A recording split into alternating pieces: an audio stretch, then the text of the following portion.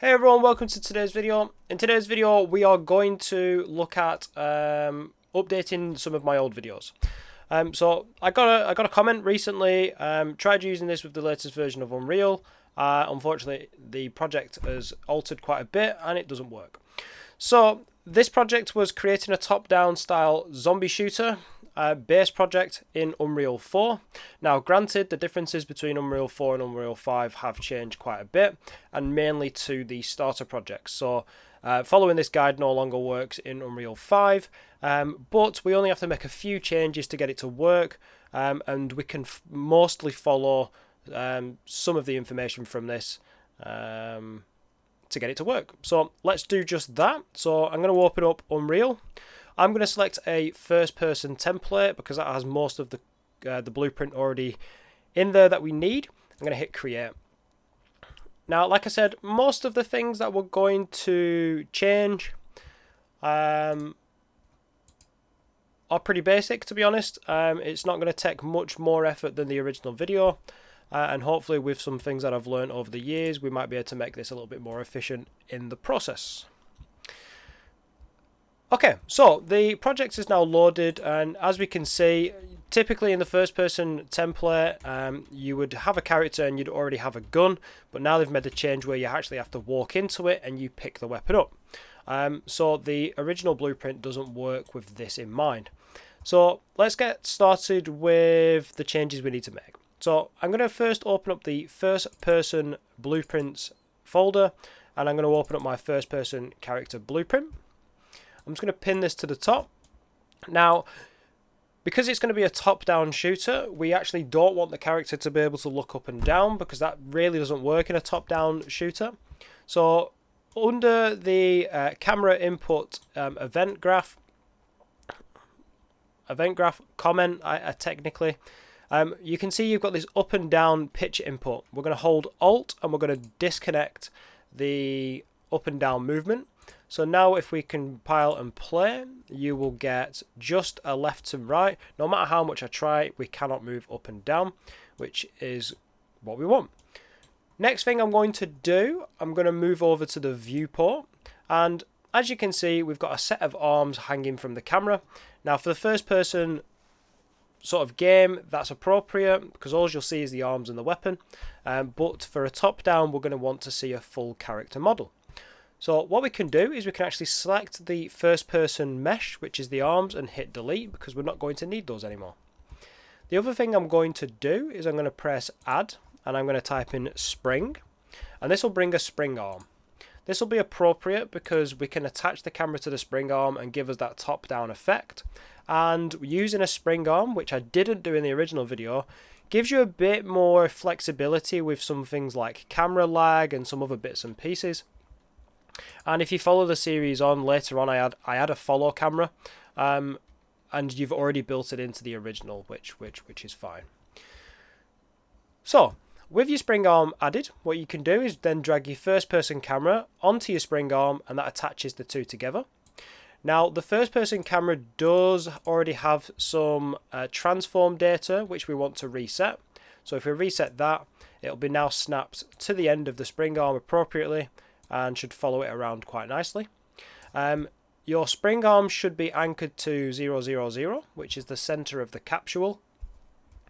And then we're good to go. So one thing I'm going to do first, I'm going to change the arm length of the spring arm to about 750. I'm also going to switch into rotation mode, and I'm going to pull the rotation down to about 40 or 50. I might even go in between, so minus 45. That works for me. I'm just going to look up and make sure my camera's pointing down, which it is. And that's pretty much it for that. What do we want to do next? Let's add a character model. Now, similarly to the original video, what you actually want to do is go to your library or the marketplace. You may need to travel to the marketplace, so we'll do that anyway. And you want a animation starter pack. So here we go, animation starter pack. This has been provided by Epic Games. It's pretty good. It says it's been updated to version 5.0 and 5.2. That's somewhat true.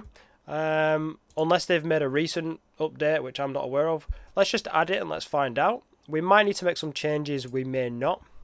I called mine, what was it, TD, what was it gone, TD. Add that to your project. Now, because I've already got this downloaded, that took seconds, but for you it might need to download if you've never used it before. So let's go back to our first person map and just browse back to our content folder, and we should see now we've got the animation starter pack just here. We don't actually need to go into it, we just need to go back to our character. I just wanted to make sure that it had added correctly. What we want to do is on our mesh, we want to first pick an animation class of the UE4 ASP Hero TPP. Now, it's funny, this has been updated to Unreal 5, but it still keeps its original animation class of Unreal 4, but that's fine. The skeletal mesh asset, we also need to pick this and pick the SK mannequin, and you can see that updates just fine here.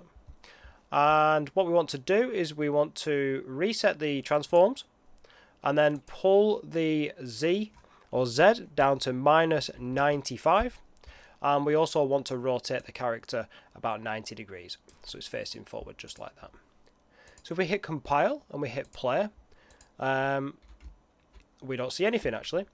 Bear with me a second. If we go back to the spring arm, we want to untick inherit pitch, inherit roll, but we want to tick use pawn controlled rotation. Hit compile, and I think there's one thing we need to do on the first person camera, and that is untick use pawn controlled rotation. Hit compile, hit play, and then we should have now the basis of our top down thing. So you can see I've run into that weapon there and it has snapped to my character, and that's completely wrong. And we've got that extremely loud shooting sound. The bullets seem to be working correctly, but obviously the gun has tagged onto the character not correctly. So let's fix those. And you can see here we've got loads of errors as well, which I expected to happen. So let's fix those. Go back to your first person map. In your content folder, you want to go to first person, go to blueprints, and we want to make some changes to the BP weapon component. I don't really want to talk through how all this works, but effectively when you pick up the rifle, it puts this weapon component on your character, and that component holds the blueprint which allows you to shoot the weapon. If you want some more detail about that, I could probably make a video about that. I feel like I've discussed it in a previous video, but if I have, I'll link that video down below with a timestamp of when I discussed that part. But effectively, if we want to change the weapon's behavior, we need to change this weapon component. So let's open that up. And I'm just going to hit compile and just see what complains at me. And you can see we've got an error message here and an error message here. So we'll start with this one because this is the easiest. So when we had the FPS template set up with the arms, every time you fired, the arms had an animation to sort of jolt back to simulate some recoil. We can't use that anymore because we don't have that animation for the third person character, the model we've got, so we can just delete all of that. Hit compile, we've still got that complaint from earlier. So in this particular blueprint, as the description rightly says, this attaches the skeletal component to the first player arms mesh at a place called grip point. So two things, we don't have a grip point, and we also don't have a first person mesh anymore. So the easiest thing to do here is just delete this, the errored bit, which was the first person mesh, drag out of your first person character. Because we're still using the first person character's blueprint, we've just changed it. We've just changed the mesh around. So now we can say mesh, and you should see here under variables and character, get mesh, and that'll be the mesh that you can see here. As you can see, its name there, mesh.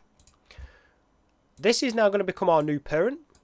We just need to add a socket name called grip point to our mesh, and this should work nicely. If you hit compile now, everything will go fine. And in theory, even if you run into it, it should still snap to you. But you can see because there's not a thing called grip point, it's now just kind of stuck it on the floor, which is not what we want. So let's go to our mesh and add a socket called grip point. I'm just going to copy the word grip point just so then I make sure I type it in exactly as it is here. So over to our first person character. With the mesh selected, what you can do is click on this little magnifying glass here. That'll take you to the asset. Double click it and let's open that up. So you can see our third person mesh here in front of us. Now I want to attach a socket to the right hand. So I'm going to find, it's called hand_R. So here it is, hand R. And I'm just going to right click on it and I'm going to add a socket. What I'm going to do now is I'm going to right click on it and I'm going to rename the socket. I'm going to press paste or type in grip point spelled exactly like that. Hit enter. And then we just need to make some modifications to it. So let's just zoom in a little bit. That's a little bit too much. So I want to get the grip point to somewhere around the center of the palm. So with the transform tool, I'm going to pull this down. I'm going to pull this out. And for now, that looks about right. So let's just hit save. And I'm going to go back to my character and hit play. Okay, so that's a bit closer, but I can't really get an idea. I can tell that it's the wrong rotation, which we can fix, but I can't really get an idea of if it looks right. So just a quick little shortcut we can do just for testing is with our mesh selected, press add a skeletal mesh, go back into it, and we're actually going to change this mesh into FP gun. So you can see now that my gun's now placed on the floor. But if we select this parent socket, click on this little finder folder, and now select grip point, you can see that we're sort of emulating when we walk into it and pick the weapon up. So first and foremost, I can see the rotation on the Z is incorrect. So let's go to our mannequin and adjust our grip point to suit. So I'm going to go into rotation mode. I'm going to select our grip point and I'm going to pull round to add 90 degrees of rotation. I'm going to go back. And now I can see that has fixed that because the grip point's been rotated. What else can we see here that we need to adjust? I'd say the weapon's a little bit too high up and maybe wants to be brought forward a little bit. So go back to my mannequin and let's go to the transform.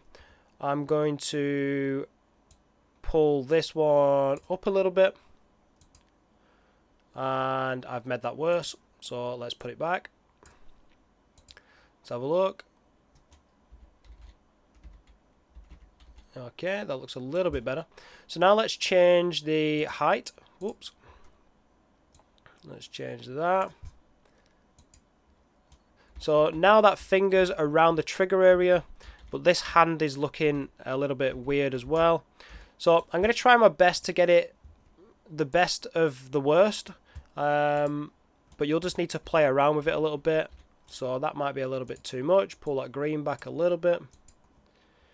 And I might want to pull it down again now. Put that back down. Whoops, I went the wrong way. This is a little bit fiddly. But once you've got it set up, your weapon should be perfect every time. So you just want to play around with that a little bit more. Just to get it perfect for you. And then once it's perfect, obviously it'll be set forever. Once you've set that up, what you want to do is delete your gun. Now obviously optionally what you could do at this point, if you want to, you could leave the gun on your character and you could add your weapon component just here and then you would permanently have weapon fire. Now what it seems we've got here is the weapon component adds its own weapon. So if you want me to go through a version of this video or like just an add-on to this video of working with the weapon being permanent, let me know. But I think working with the pickup system might be better because you can duplicate the weapon, put a different asset in it, and you've got sort of like hot swappable weapons. But if you want to see it like a permanent weapon, let me know and I'll work through that. I don't want to derail this video too much. So we've got that weapon set up. let's just delete that because we're going to pick that up in just a second. Hit compile, hit play. So now because we've aligned our grip point just the right way, if we walk into this gun, you can now see that it sort of snaps into our hands just as we've just set up, and that works perfectly. Now I'm going to have to fire the weapon just to explain something here, but if you can see, similarly to the original video, the bullets are actually still working off the camera. So because my camera is pointing down, the bullets are actually bouncing off the ground and then going back up into the air. We don't want that. So let's just close our mannequin model for now. Let's go back to our weapon and let's scroll down here till we can see the projectile spawn logic. And you can see here that it is actually working off our camera. So I'm just going to copy exactly what we did in the original video. I'm going to delete these two. I'm going to get a node called get world rotation, and we can plug that into both of these just like that. And this world rotation is going to require a reference. So what we can do is get our first person character reference here, get that, and then get mesh again, plug that in. If we hit compile and play and now pick up our weapon, we get the wrong angle. I think that's because our mesh originally started out at a 90-degree angle. So what I'm actually going to pick is the capsule, which I should have done, to be honest, because that's what I picked in the original video and it worked. So change that for a capsule component. This will work now. So there you go. You've got that straightforward fire. What else should we add? Oh yeah, let's add a crosshair to the screen because the new template doesn't include a crosshair. So I'm going to go back to content, go to first person template, go to blueprint. I'm going to right click, user interface, widget blueprint, add a user widget. I'm going to call this WBP_UI. Oh, just had to pause there was somebody at my door. So yeah, where was we? So we've created this widget blueprint. Let's open that up. What I'm going to do is I'm going to scroll down to panel, add a canvas panel, and I'm also going to add an image. So with the image selected, you want to go to your anchors, select the center one, and then reset your position X and Y. You want to go down to your alignment and set 0.5 for both of these, and that'll put that perfectly in the center for you. The next thing to do is let's find an image. Now, the original template did come with like a little cross, but there should be something in here that we can use. So here we go, we've got like this little target or this anchor. I'm going to use this anchor for this instance. And obviously the scale is a little bit weird, so let's fix that. I'm probably going to set mine to maybe 30 and 30. That's nice and small on the screen. It's not going to get in the way too much. And I'm going to press compile.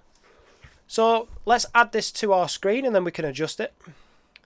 So what I think I'm going to do is I'm going to help you out a little bit. Let's create a player controller. Add a player controller. So BP_player controller. Because this template doesn't come with like a made one. It just uses the engine default. So it'd be useful to have a controller anyway. What we will do is before we open that up, let's just go to the blueprint menu here in this top corner. Come down to World Overrides. Where it says Player Controller, just go to Select and now go to your newly made BP Player Controller. That'll make sure that the game uses this now. So let's actually set it up. So all of the engine defaults which you were previously using are all going to be the same in here. Nothing's going to have changed. It's just the stuff that you can now add to this, which is going to make your gameplay better. So what we're going to do is go to the event graph. On our event begin play, we're going to type create widget. Select the widget class, which is going to be our WBP UI.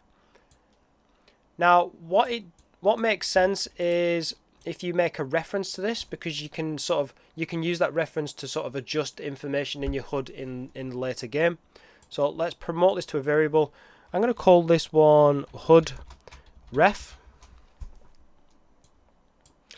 From that, we want to add to viewport. So type add to viewport. And if I hit compile and play, we've now got a crosshair. However, because it's in the center of the screen, that's where our character is, we're going to need to move that up the screen so it's just ahead of our character. So that's quite easy to do. Go to your WBP UI. With your crosshair image selected, let's just change the Y position to maybe -300. And that should now be up at the top. So hit compile, hit play. You can now see you've got that crosshair ahead of you. Pick up your weapon, and apologies for the loud shooting noise. You've now got a top-down template in Unreal 5 with the pickup system working. So I hope that helped. I hope that helped the person that commented. I do apologise, I didn't remember your name. Let's check you out. So W Solus, I hope that helps you out. And anybody else that's looking to make a top-down zombie-style project base, I hope that helps you out. So thank you for watching, and I'll see you in another one.